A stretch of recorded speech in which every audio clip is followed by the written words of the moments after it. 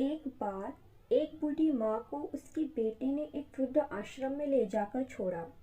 इस माँ का ये वही इकलौता बेटा था जिसके लिए माँ ने जीवन भर संघर्ष किया। इस बेटे के लिए वो सब कुछ किया जो एक माँ को करना चाहिए या माँ कर सकती है, और आज भी अपने बेटे को किसी भी तरह की परेशानी ना हो इसीलिए आश्रम में रहने के लिए भी तैयार हो गई। वृद्धा आश्रम में रह रही माँ हमेशा अपने बेटे को याद करती, मगर बेटा केवल साल में एक बार उसको मिलने जाता या फिर फोन पर बात कर लेता। कई साल बीत गए। वृद्धा आश्रम से बेटे को एक दिन फोन आया। उन्होंने कहा, बेटा जल्दी से आश्रम आके अपनी माँ से मिल लो, वो बहुत सीरियस है। बेटा जब अपनी बीमार माँ के पास पहुंचा तब वह अपनी आखिरी सांसें गिन रही थी। बेटे ने अपनी माँ से उसकी आखिरी इच्छा पूछते हुए कहा, माँ मैं तुम्हारे लिए क्या कर सकता हूँ, बताओ।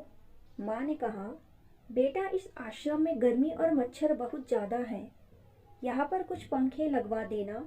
फ्रिज ना होने की वजह से यहाँ पर हम बूढ़ों को कई बार भूखे पेट ही सोना पड़ता है, क्योंकि किसी ने दिया हुआ खाना खराब होने से नहीं बचा पाते। तो इस आश्रम के लिए एक दो फ्रिज भी खरीद कर दे देना। बेटे ने अपनी माँ की सारी बातें सुनी और अपनी माँ से पूछा, आपने इतने साल यहाँ पर निकाल लिए पर आपने कभी भी यह बातें मुझसे नहीं कही, और अब जब आपके पास टाइम नहीं बचा है तब आप यह सब कह रही है, ऐसा क्यों।